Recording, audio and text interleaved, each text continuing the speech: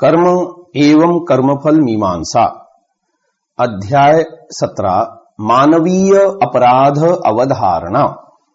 मानव द्वारा किए गए शुभ कर्मों का दंड ईश्वरीय न्याय व्यवस्था के अनुसार यथायोग्य मिलता है, परंतु मानव समाज को समुचित ढंग से चलाने हेतु मानव द्वारा किए गए अपराधों के लिए समाज में भी दंड व्यवस्था का विधान है।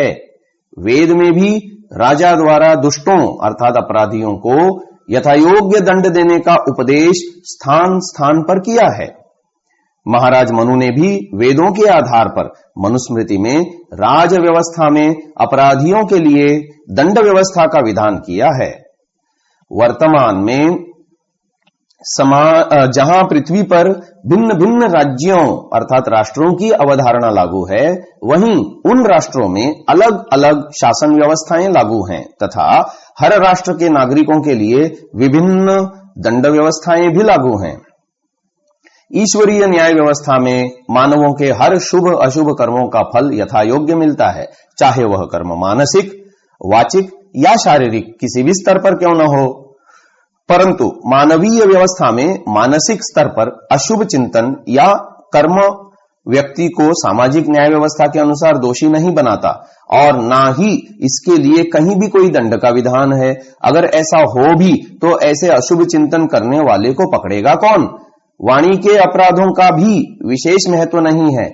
वाणी के दोषों को कई राष्ट्रों अर्थात देशों में अपराध नहीं माना जाता और जहां माना भी जाता है वहां भी दंड के लिए व्यवस्था शासन द्वारा स्वयं संचालित न होकर उस व्यक्ति के अनुरोध पर ही जिसके प्रति वह अपराध या दोष किया गया हो न्यायिक प्रक्रिया आरंभ होती है।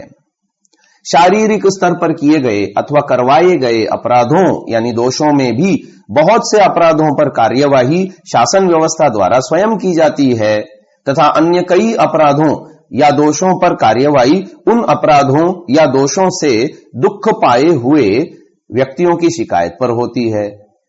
कई दोष जो बहुत से व्यक्तियों या समाज के एक बहुत बड़े वर्ग को प्रत्यक्ष या परोक्ष रूप से प्रभावित करते हैं, उनके प्रति न्याय व्यवस्था किसी व्यक्ति या वर्ग विशेष के अनुरोध पर ही शुरू होती है। दंड विधान में यह महत्वपूर्ण नियम है कि ignorance of law is no excuse अर्थात कानून की जानकारी न होना निरपराध होने का आधार नहीं है। अगर कोई व्यक्ति यह कहे कि अमुक कार्य अपराध है, उसे यह जानकारी नहीं थी इसलिए उसे निरपराध माना जाए, इस तर्क को कोई भी न्याय व्यवस्था नहीं मानती और अपराधी को प्रचलित नियमों के अनुसार दंड मिलता ही है। यही बात ईश्वरीय न्याय व्यवस्था के लिए भी समझना आवश्यक है कि कोई भी जीव किसी भी कार्य को पुण्य मानकर करता है, यह उसके अपने ज्ञान पर आधारित हो सकता है, परंतु वह कार्य अगर अविद्या अज्ञान से प्रेरित है या फिर ईश्वरीय व्यवस्था अर्थात वेद के प्रतिकूल है तो उस कार्य का फल उस जीव की मान्यता के आधार पर नहीं होगा बल्कि ईश्वर के सार्वभौम नियमों के अनुसार ही होगा। उसका सुख दुख रूपी यथायोग्य फल उसे प्राप्त होगा।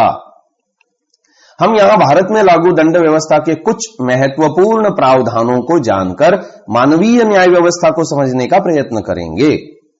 भारतीय दंड व्यवस्था पर मनु महाराज अंग्रेजी तथा लैटिन दंड व्यवस्थाओं का प्रभाव देखने को मिलता है, अतः कुछ नियम तो सार्वभौम कहे जा सकते हैं तथा अन्य भारत में प्रचलित सभ्यता और संस्कृति से प्रभावित हैं। दंड विधान के कुछ साधारण स्पष्टीकरण। पहला स्पष्टीकरण, सदोष लाभ। विधि विरुद्ध साधनों द्वारा ऐसी संपत्ति का लाभ प्राप्त करना जिसका वैध रूप से हकदार लाभ प्राप्त करने वाला व्यक्ति न हो, सदोष लाभ कहलाता है, धारा 23। दूसरा स्पष्टीकरण, सदोष हानि। विधि विरुद्ध साधनों द्वारा ऐसी संपत्ति की हानि है जिसका वैध रूप से हकदार हानि उठाने वाला व्यक्ति न हो, सदोष हानि कहलाती है, अर्थात किसी निर्दोष व्यक्ति की हानि करना। कोई व्यक्ति सदोष लाभ प्राप्त करता है यह तब कहा जाता है जबकि वह व्यक्ति उस लाभ को सदोष रखे रखता है और तब भी जबकि वह व्यक्ति सदोष उस संपत्ति को कमाता या प्राप्त करता है। दूसरी ओर कोई व्यक्ति सदोष हानि उठाता है यह तब कहा जाता है जबकि उसे किसी संपत्ति से सदोष अलग रखा जाता है या जब उसे किसी संपत्ति से सदोष वंचित किया जाता है, धारा 23।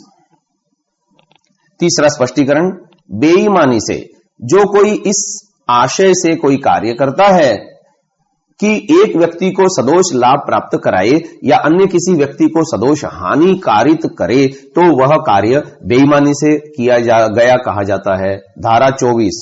चौथा स्पष्टीकरण, कपट पूर्वक, यदि कोई व्यक्ति किसी बात को कपट पूर्वक करता है यह तब कहा जाता है यदि वह उस बात को कपट करने के आशय से करता है,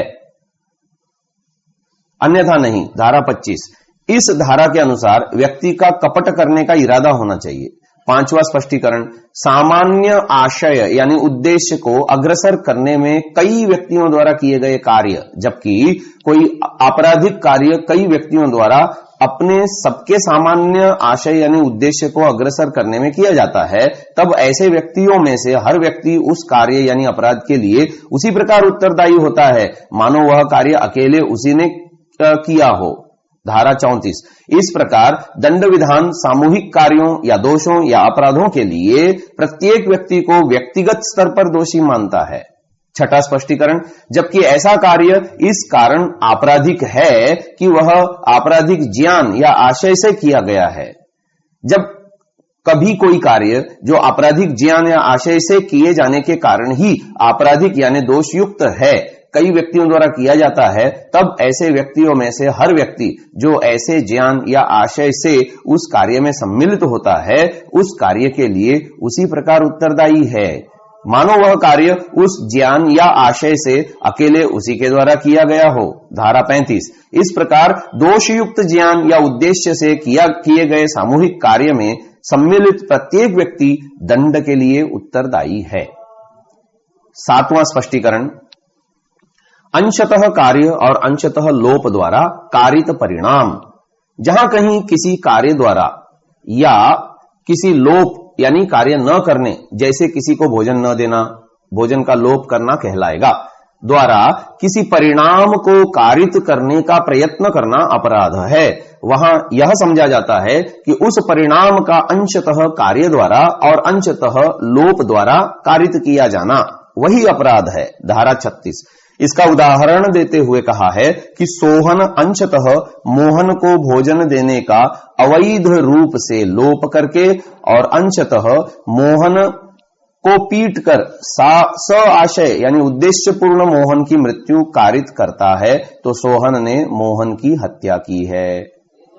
आठवां स्पष्टीकरण, किसी अपराध को गठित करने वाले कई कार्यों में से किसी एक को करके सहयोग करना, जबकि कोई अपराध कई कार्यों द्वारा किया जाता है तब तो कोई या तो अकेले या किसी अन्य व्यक्ति के साथ मिलकर उन कार्यों में से कोई एक कार्य करके उस अपराध के किए जाने में स आशय सहयोग करता है तो वह उस अपराध का दोषी है, धारा 37।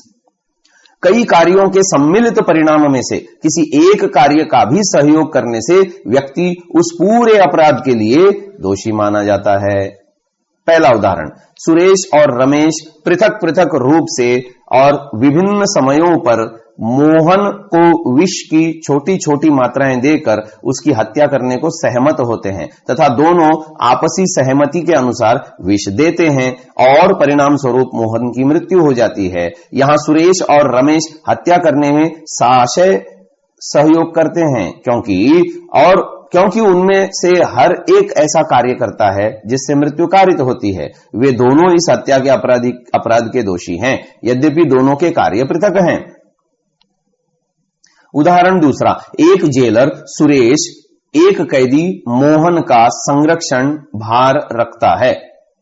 सुरेश मोहन की मृत्यु कारित करने के आशय से मोहन को भोजन देने का अवैध रूप से लोप करता है, अर्थात उसे भोजन नहीं देता। परिणाम स्वरूप सुरेश मोहन की मृत्यु कारित करने के आशय से मोहन को भोजन देने का अवैध रूप से लोप करता है।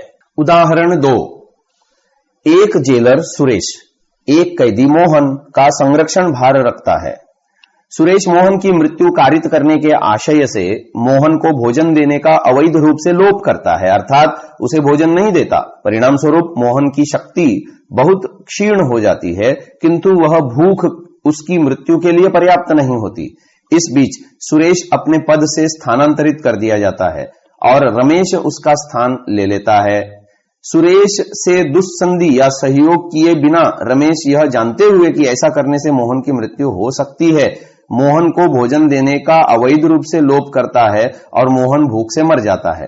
यहां रमेश हत्या का दोषी है, किंतु सुरेश ने रमेश से सहयोग नहीं किया, इसलिए सुरेश हत्या करने के प्रयत्न का दोषी है। यदि रमेश यहां सुरेश से दुस्संधि करके ऐसा करता तो सुरेश भी हत्या का दोषी होता। स्पष्टीकरण 9।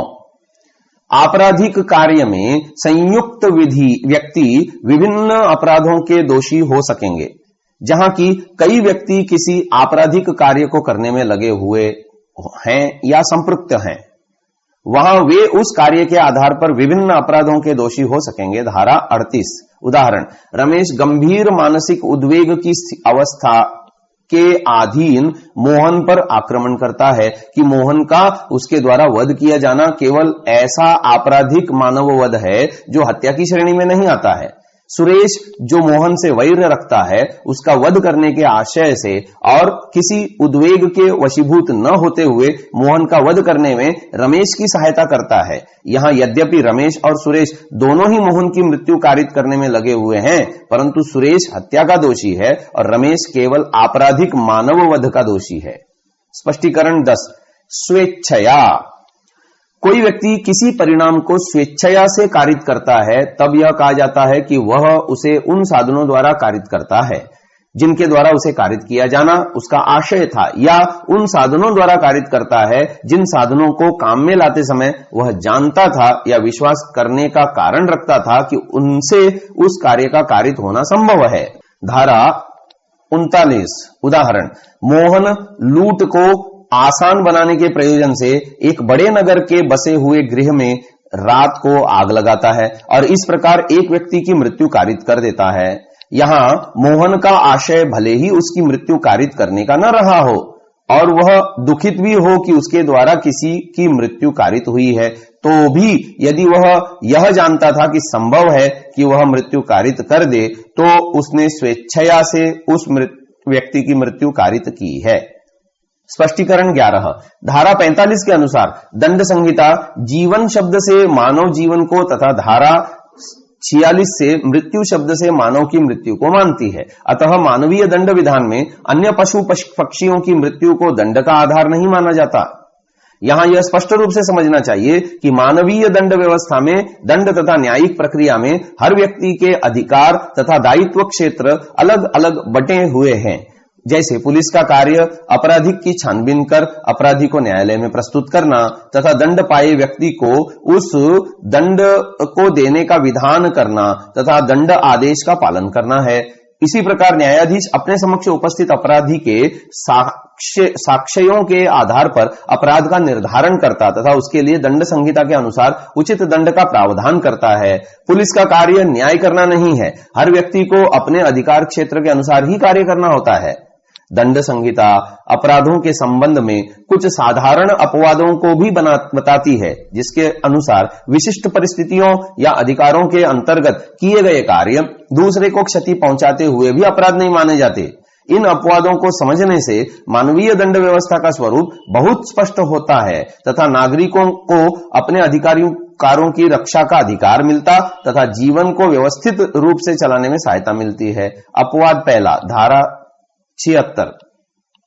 विधि द्वारा आबद्ध तथ्य की भूल के कारण अपने आप को विधि द्वारा आबद्ध होने का विश्वास करने वाले व्यक्ति द्वारा किया कार्य अपराध नहीं है, जब वह कार्य सद्भाव पूर्वक विश्वास करके किया जाए। उदाहरण के लिए, न्यायालय का एक अधिकारी रमेश मोहन को गिरफ्तार करने के लिए उस न्यायालय द्वारा आदेश दिए जाने पर और सम्यक जांच के पश्चात यह विश्वास करके कि सोहन मोहन है, सोहन को गिरफ्तार कर लेता है। रमेश ने कोई अपराध नहीं किया है।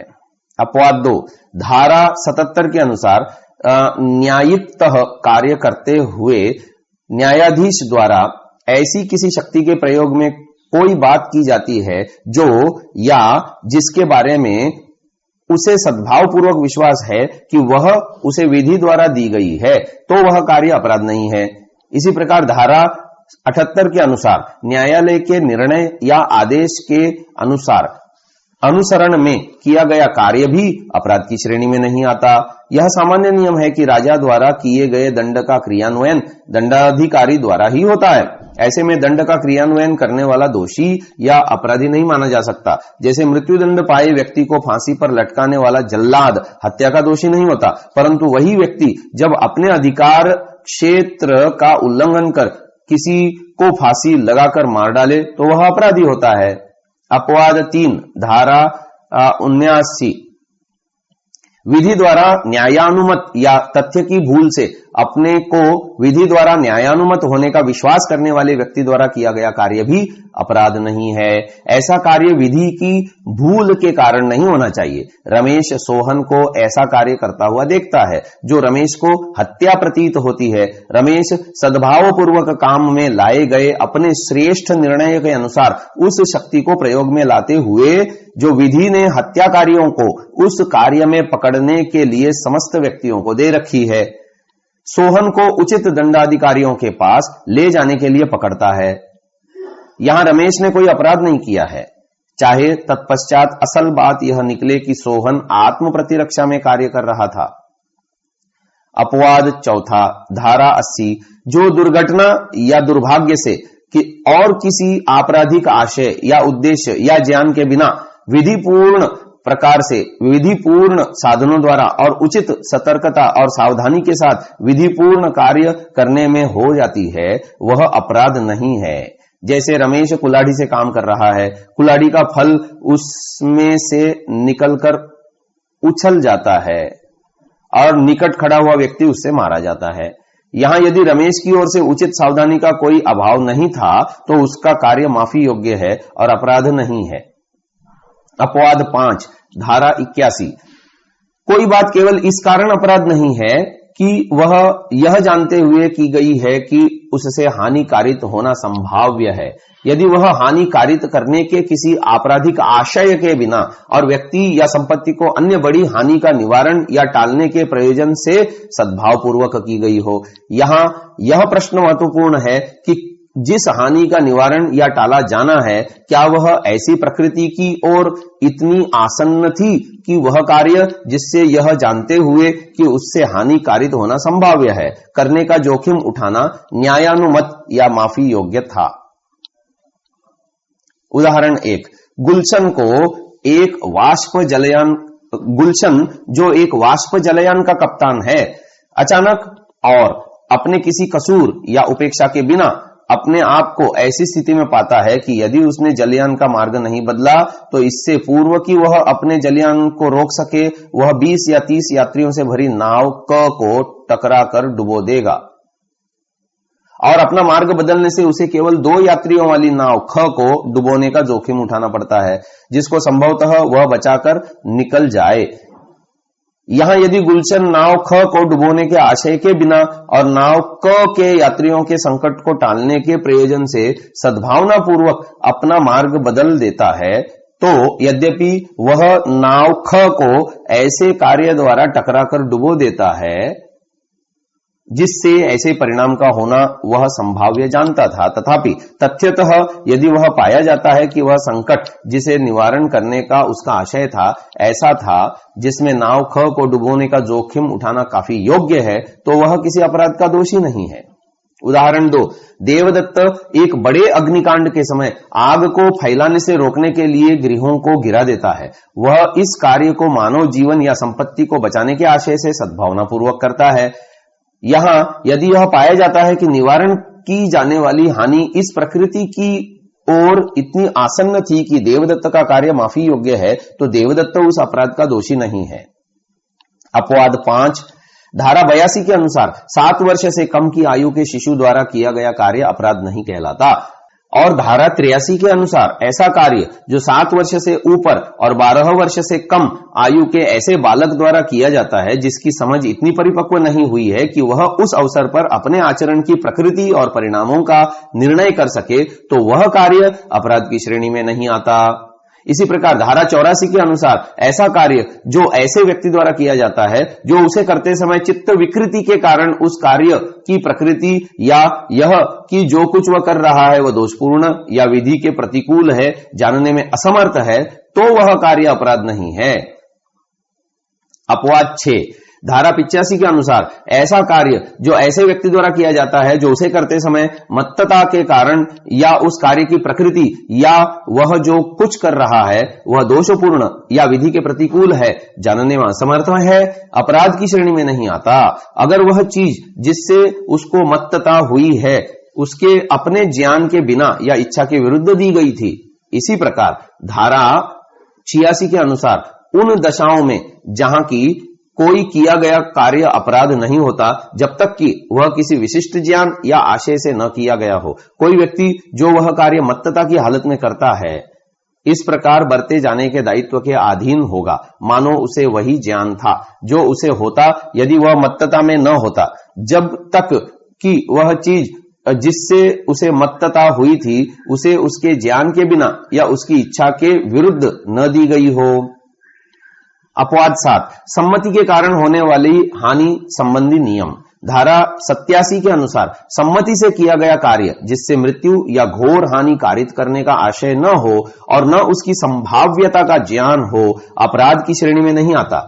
यह वह सम्मति 18 वर्ष से अधिक के व्यक्ति ने प्रत्यक्ष या परोक्ष रूप से दी हो। ऐसी अवस्था में होने वाली हानि या मृत्यु कारित होना अपराध नहीं होता।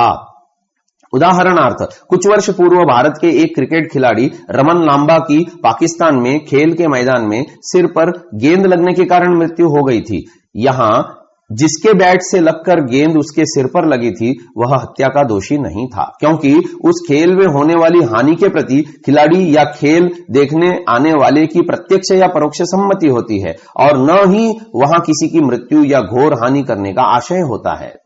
धारा 88 के अनुसार किसी व्यक्ति के लाभ के लिए सम्मति से सद्भाव पूर्वक किया गया कार्य जिससे मृत्यु कारित करने का आशय नहीं है, किसी ऐसी हानि कारित होने के कारण अपराध नहीं है। उदाहरण, राम एक शल्य चिकित्सक यह जानते हुए कि एक विशेष शस्त्र कर्म से मोहन की जो वेदनापूर्ण व्याधि से ग्रस्त है मृत्यु कारित करने की संभाव्यता है, किंतु मोहन की मृत्यु कारित करने का आशय न रखते हुए और सद्भाव पूर्वक मोहन के लाभ के आशय से मोहन की सम्मति से मोहन पर शस्त्र कर्म करता है, राम ने कोई अपराध नहीं किया।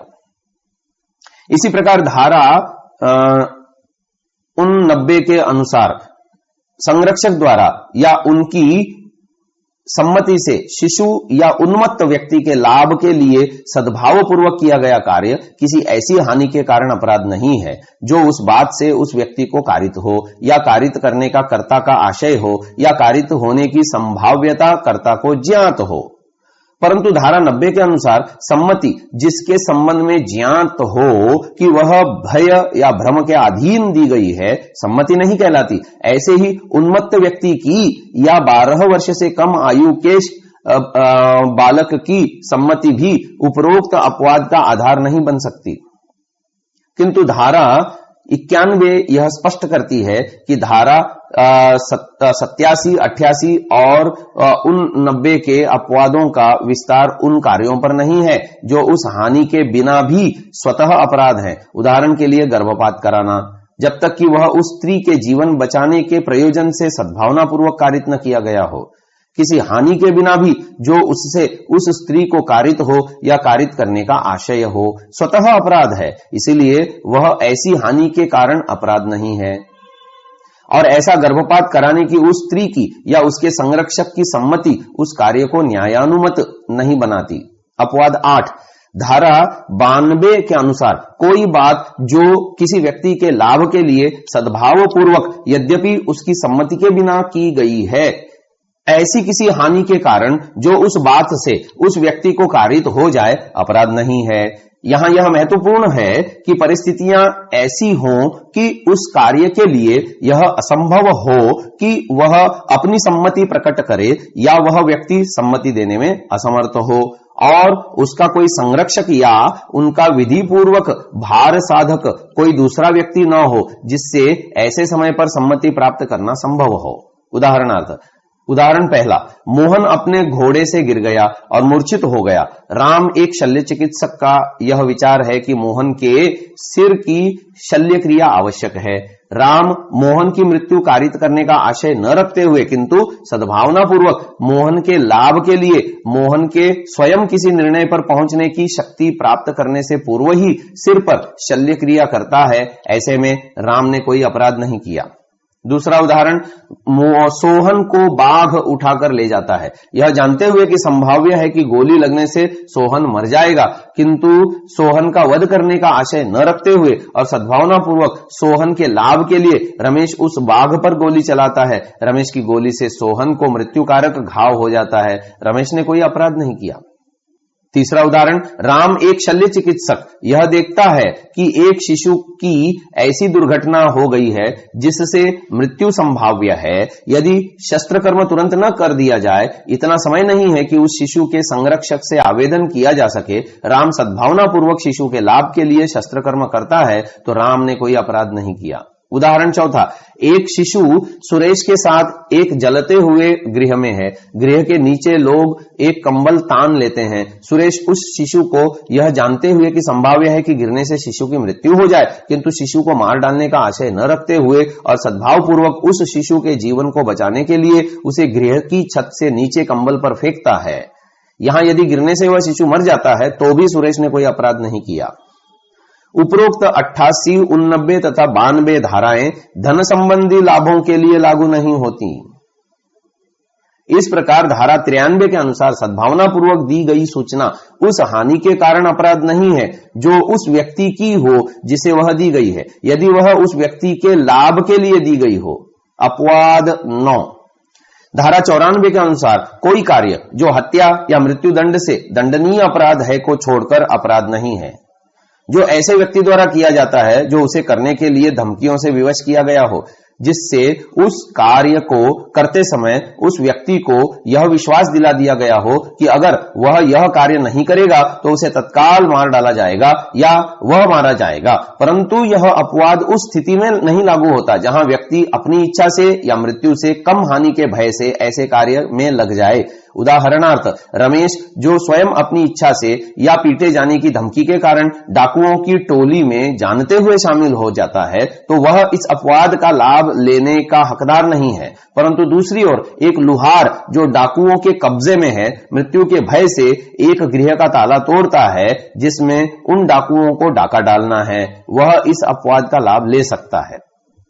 अपवाद 10, धारा 95 के अनुसार कोई बात इस कारण अपराध नहीं है कि उससे कोई हानि होती है या की जानी आशयित है या करने की संभावना ज्ञात है, यदि वह इतनी तुच्छ है कि मामूली समझ और स्वभाव वाला कोई व्यक्ति उसकी शिकायत नहीं करेगा।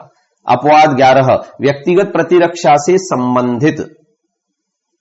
धारा 96 के अनुसार कोई बात अपराध नहीं है जो व्यक्तिगत प्रतिरक्षा के अधिकार में प्रयोग की जाती है।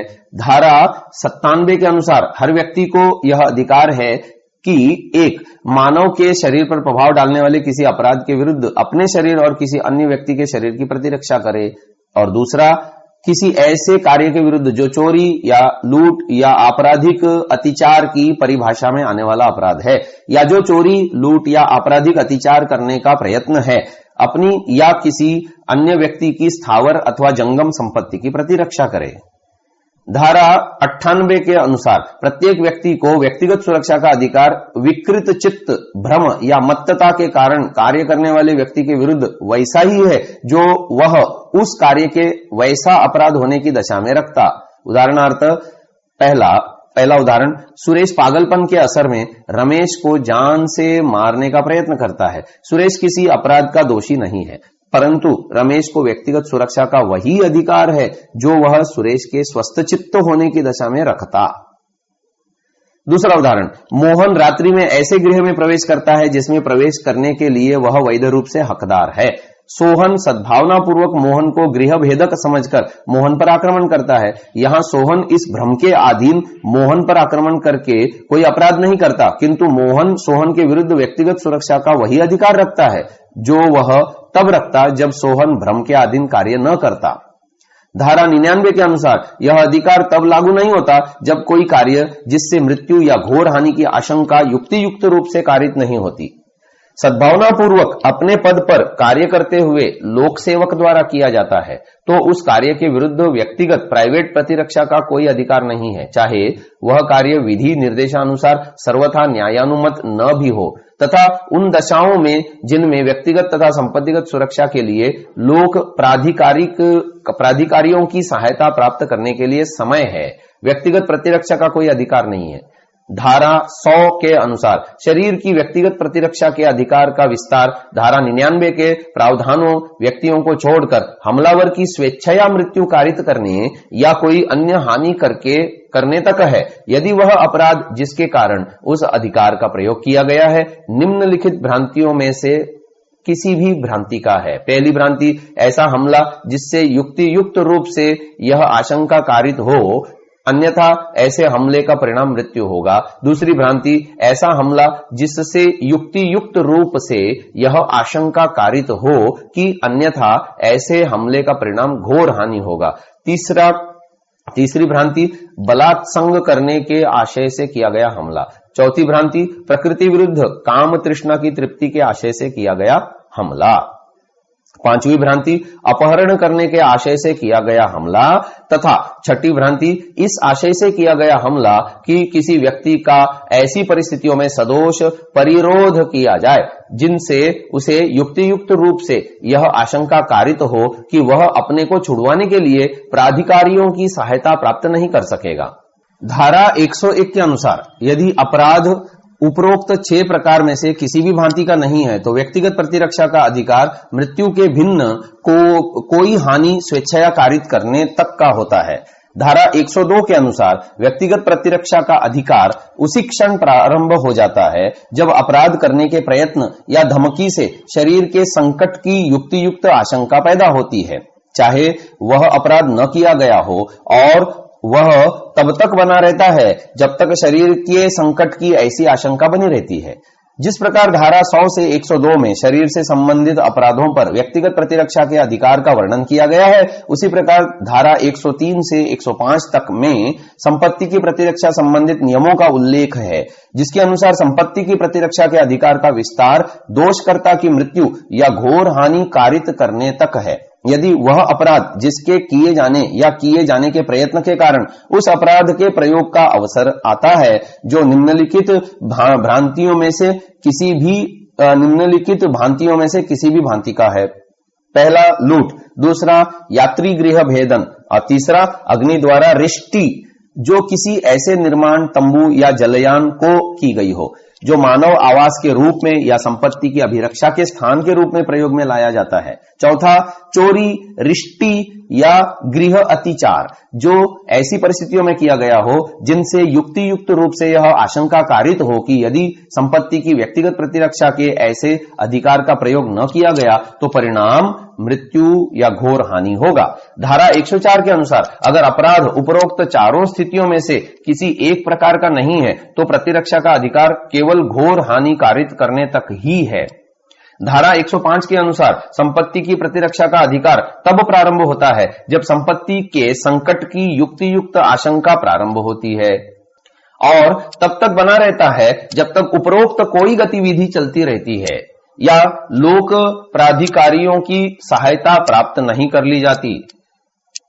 अपवाद 12, धारा 106 के अनुसार जिस हमले से मृत्यु की आशंका युक्ति युक्त रूप से कारित होती है उसके विरुद्ध व्यक्तिगत प्रतिरक्षा का अधिकार प्रयोग करने में यदि प्रतिरक्षक ऐसी स्थिति में हो कि निर्दोष व्यक्ति की हानि के जोखिम के बिना वह उस अधिकार का प्रयोग कार्य साधक रूप में न कर सकता हो तो उसके व्यक्तिगत प्रतिरक्षा के अधिकार का विस्तार वह जोखिम उठाने तक का है उदाहरणार्थ, मोहन पर एक भीड़ द्वारा आक्रमण किया जाता है जो उसकी हत्या करने का प्रयत्न करती है। वह उस भीड़ पर गोली चलाए बिना व्यक्तिगत प्रतिरक्षा के अपने अधिकार का प्रयोग कार्यसाधक रूप में नहीं कर सकता और वह भीड़ में मिले हुए छोटे छोटे शिशुओं को हानिकारित करने की जोखिम उठाए बिना गोली नहीं चला सकता। यदि वह उस प्रकार गोली चलाने से उन शिशुओं में से किसी शिशु की हानि करे तो कोई अपराध नहीं है।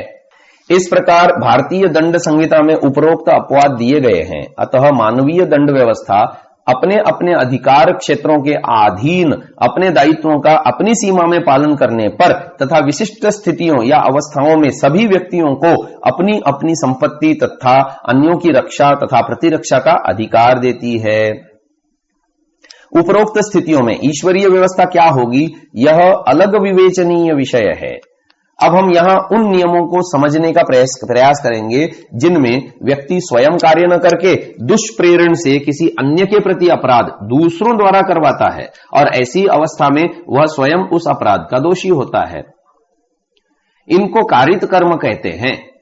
यहां दंड संहिता के प्रावधानों की बात हो रही है, अतः केवल दुष्कर्म कृष्ण कर्मों को ही समझने का प्रयास हो रहा है। यहां दुष्प्रेरण का अर्थ है बुरे कर्मों की प्रेरणा। धारा 107 के अनुसार वह व्यक्ति किसी बात के लिए दुष्प्रेरण करता है जो पहला उस बात को करने के लिए किसी व्यक्ति को उकसाता है अथवा दूसरा उस बात को करने के लिए किसी षड्यंत्र में या एक या अधिक अन्य व्यक्ति या व्यक्तियों के साथ सम्मिलित होता है। यदि वह उस षड्यंत्र के अनुसरण में और उस बात को करने के उद्देश्य से कोई कार्य या अवैध लोप घटित हो जाए अथवा तीसरा उस बात के किए जाने में किसी कार्य या अवैध लोप द्वारा सहायता करता है। उदाहरणार्थ, मोहन एक लोक अधिकारी न्यायालय के वारंट द्वारा सोहन को पकड़ने के लिए प्राधिकृत है। रमेश उस तथ्य को जानते हुए और यह भी मानते हुए कि सुरेश सोहन नहीं है, मोहन को जानबूझकर यह स्थापित करता है कि सुरेश सोहन है और इस प्रकार मोहन से सुरेश को पकड़वाता है। यहां रमेश सुरेश के पकड़े जाने का उकसाने द्वारा दुष्प्रेरण करता है। धारा 108 के अनुसार दुष्प्रेरक वह व्यक्ति है जो व्यक्ति अपराध का दुष्प्रेरण करता है, जो अपराध के किए जाने का दुष्प्रेरण करता है या ऐसे कार्य के किए जाने का दुष्प्रेरण करता है जो अपराध होता है। यदि वह कार्य अपराध करने के लिए विधि अनुसार समर्थ व्यक्ति द्वारा उसी आशय या ज्ञान से जो दुष्प्रेरक का है किया जाता है। दुष्प्रेरण का अपराध सिद्ध होने के लिए यह आवश्यक नहीं है कि दुष्प्रेरित कार्य किया जाए या अपराध करने के लिए अपेक्षित प्रभाव कारित हो। उदाहरणार्थ, पहला उदाहरण, मोहन की हत्या करने के लिए सुरेश को रमेश उकसाता है। सुरेश वैसा करने से इनकार कर देता है। रमेश हत्या करने के लिए सुरेश के दुष्प्रेरण का दोषी है। दूसरा उदाहरण, सुरेंद्र की हत्या के लिए मोहन को सोहन उकसाता है। मोहन ऐसी उकसाहट के अनुसरण में सुरेंद्र को घायल कर देता है। सुरेंद्र का घाव अच्छा हो जाता है। सोहन हत्या करने के लिए मोहन को उकसाने का दोषी है। यह आवश्यक नहीं है कि दुष्प्रेरित व्यक्ति अपराध करने के लिए विधि अनुसार समर्थ हो या उसका वही दूषित आशय या ज्ञान हो जो दुष्प्रेरक का है, या कोई भी दूषित आशय या ज्ञान हो। जैसे पहला उदाहरण, मोहन दूषित आशय से एक शिशु या पागल को वह कार्य करने के लिए दुष्प्रेरित करता है जो अपराध होगा। यदि वह ऐसे व्यक्ति द्वारा किया जाए जो कोई अपराध करने के लिए विधि अनुसार समर्थ है और वही आशय रखता है जो मोहन का है, चाहे यहां वह कार्य किया जाए या न किया जाए, मोहन अपराध के दुष्प्रेरण का दोषी है।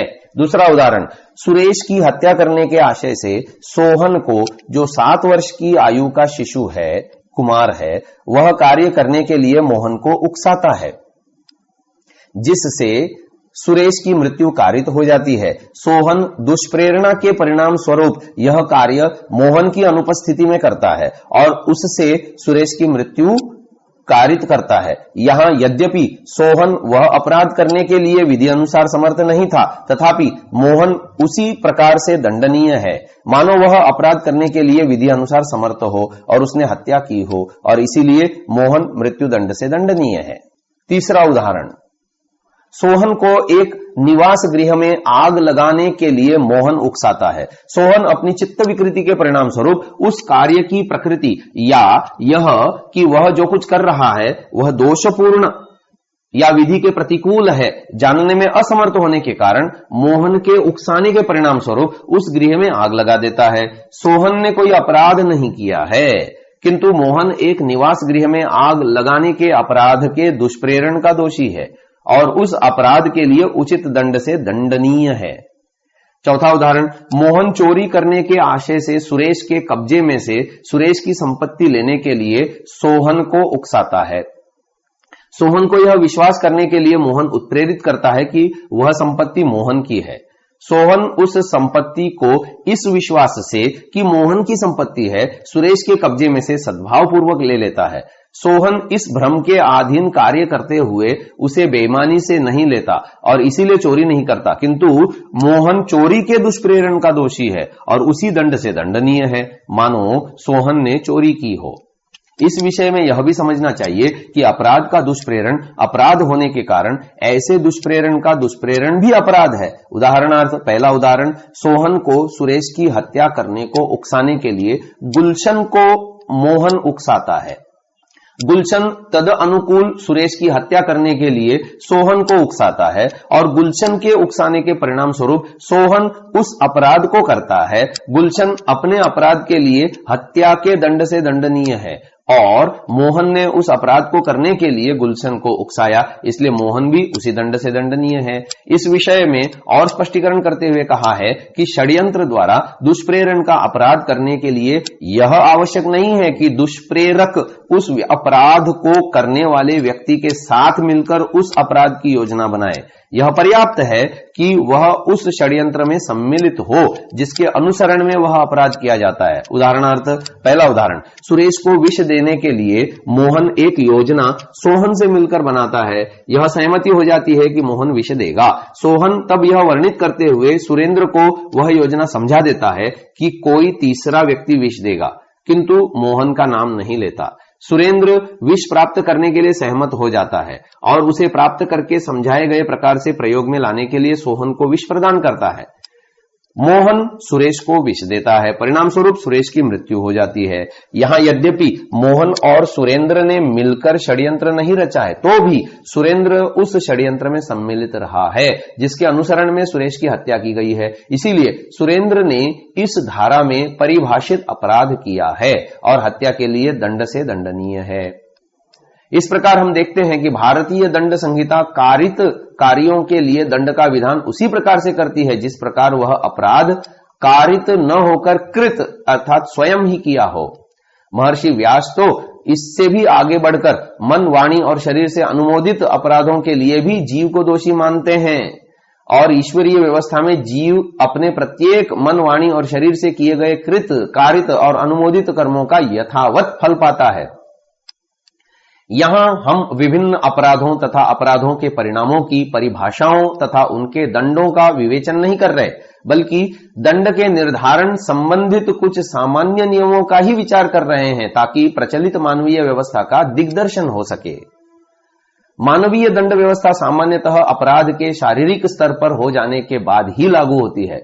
पुलिस, न्यायालय की कार्यवाही शारीरिक स्तर पर अपराध हो जाने के पश्चात ही लागू होती है, परंतु दंड संहिता की धारा 511 के अनुसार आजीवन कारावास या अन्य कारावास से दंडनीय अपराधों को करने के प्रयत्न करने के लिए दंड का विधान है। इस धारा के अनुसार जो कोई इस संहिता द्वारा आजीवन कारावास से या कारावास के दंडनीय अपराध करने का या ऐसा अपराध कारित किए जाने का प्रयत्न करेगा और ऐसे प्रयत्न में अपराध करने की दिशा में कोई कार्य करेगा जहां कि ऐसे प्रयत्न के दंड के लिए अभिव्यक्त दंड इस संहिता द्वारा नहीं किया गया है, वहां वह उस अपराध के लिए उपबंधित किसी भांति के कारावास से उस अवधि के लिए जो यथास्थिति आजीवन कारावास से आधे तक की या उस अपराध के लिए उपबंधित दीर्घतम अवधि के आधे तक की ही हो सकेगी या ऐसे जुर्माने से जो उस अपराध के लिए उपबंधित है या दोनों से दंडित किया जाएगा। उदाहरणार्थ, पहला उदाहरण, रमेश एक संदूक तोड़कर खोलता है और उसमें से कुछ आभूषण चुराने का प्रयत्न करता है। संदूक इस प्रकार खोलने के पश्चात ज्ञात होता है कि उसमें कोई आभूषण नहीं है, उसने चोरी करने की दिशा में कार्य किया है और इसीलिए वह इस धारा के अधीन दोषी है।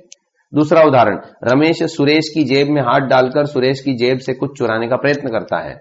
सुरेश की जेब में कुछ न होने के कारण रमेश अपने प्रयत्न में असफल रहता है। रमेश इस धारा के अधीन दोषी है। विशेष जानकारी के लिए भारतीय दंड संहिता का अनुशीलन करें। मानवीय दंड व्यवस्था में मानवेतर प्राणियों पर हिंसा को अपराध नहीं माना जाता। संसार के किसी भी देश में पशु पक्षियों पर होने वाले अत्याचारों को अपराध की श्रेणी में रखा ही नहीं जाता, बल्कि पशुओं पर विभिन्न परीक्षण मानव अपनी सुख सुविधाओं के साधनों को बनाने के लिए करता रहता है और कोई भी कानून इसे अपराध या दंड के योग्य नहीं मानता। संसार के लगभग सभी देशों में पशुवध गृहों को कानूनी मान्यता प्राप्त है। ऐसे पशुवध गृहों में हर रोज हजारों लाखों बेगुनाह पशु पक्षियों को मानव के भोजन या उनकी खाल आदि के लिए वध कर दिया जाता है और ऐसे वध करने वालों पर किसी दंड संहिता की कोई धारा नहीं लगती।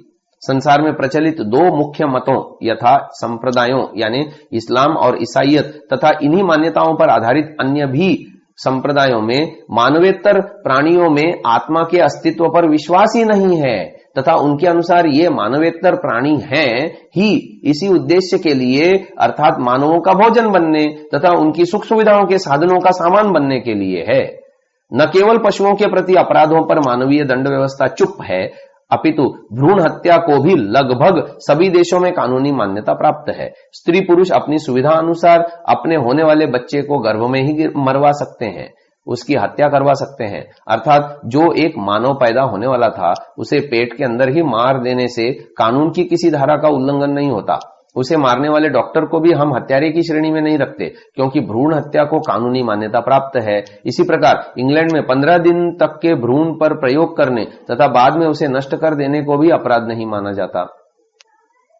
क्या पैदा होने वाला बच्चा इंसान न होकर कोई जानवर होता है या पैदा होने के बाद उसके कोई अधिकार नहीं होते? वही बच्चा जब पैदा हो जाता है तो उसको मारने वाला चाहे कोई भी हो वह हत्या का दोषी माना जाता है। इस प्रकार मानवीय दंड व्यवस्था कई प्रकार की विसंगतियां लिए हुए है तथा दोषपूर्ण है। दूसरी ओर ईश्वरीय कर्म व्यवस्था अपने आप में पूर्ण है।